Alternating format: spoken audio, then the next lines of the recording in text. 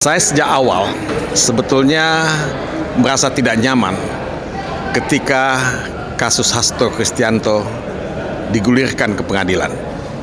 Proses penyelidikan dan penyidikan kasus ini juga mengundang banyak sekali tanda tanya.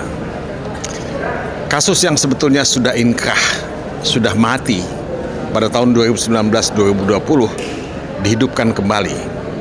Nah, pertanyaannya adalah mengapa kasus ini dihidupkan kembali? Ini pertanyaannya, ya. Sebab ya walaupun kasus ini diberikan label kasus korupsi, tapi tidak ada yang bisa membantah bahwa muatan politik dalam kasus ini sangat kental. Aroma politik dalam kasus sangat kental.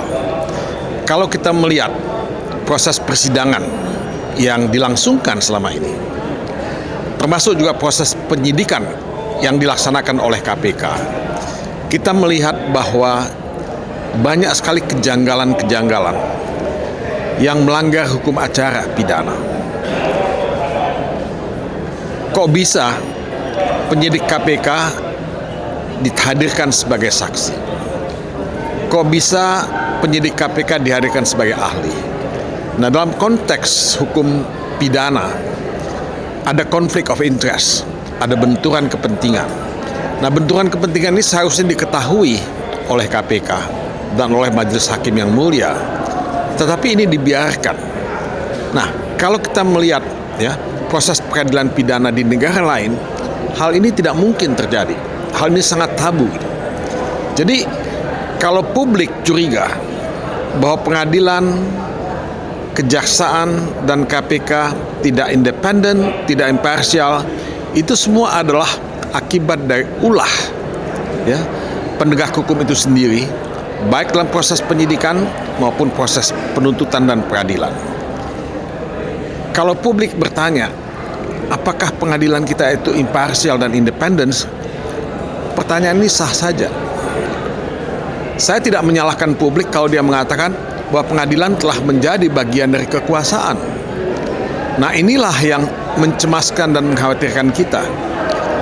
Kita ya atau saudara Hasto Kristianto diadili dalam pengadilan negara Republik Indonesia, bukan pengadilan kolonial pada zaman Belanda.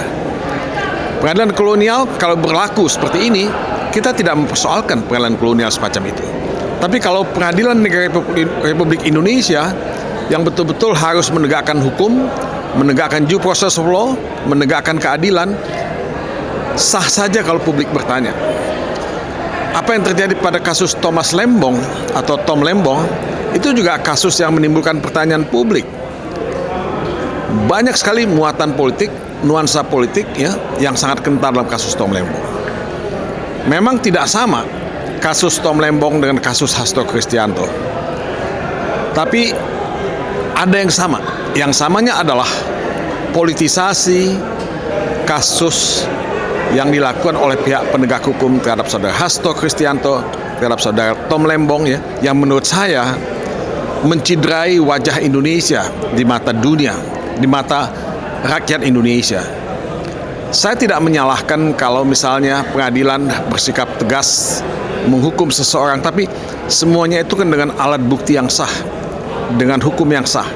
Kalau alat buktinya cacat, proses penyidikannya cacat, proses penuntutannya juga bermasalah, hakim tidak bisa melakukan ya atau membuat putusan ya yang pasti akan dianggap menciderai keadilan dan semena-mena. Nah, hari ini akan ada vonis putusan terhadap saudara Hasto Kristianto. Saya masih berharap bahwa pengadilan itu menjadi benteng keadilan. Saya masih berharap bahwa pengadilan itu tidak membuktikan atau menunjukkan dirinya sebagai kepanjangan tangan kekuasaan. Saya berharap Ketua Mahkamah Agung, saya berharap Presiden Republik Indonesia, Saudara Prabowo Subianto, memahami hal ini, bahwa kalau kita ingin maju sebagai negara, sebagai bagian dari komunitas internasional yang beradab dan berhukum, kasus-kasus semacam ini tidak boleh terjadi di Indonesia, dan masih ada waktu untuk memberikan ya atau membuat putusan yang sesuai dengan due process of law dan keadilan. Dan mudah-mudahan kita bisa melihat putusan yang lebih baik. Mudah-mudahan saya tidak bermimpi Mudah-mudahan saya tidak melihat pengadilan yang dulu pada zaman kolonial mengadili Soekarno.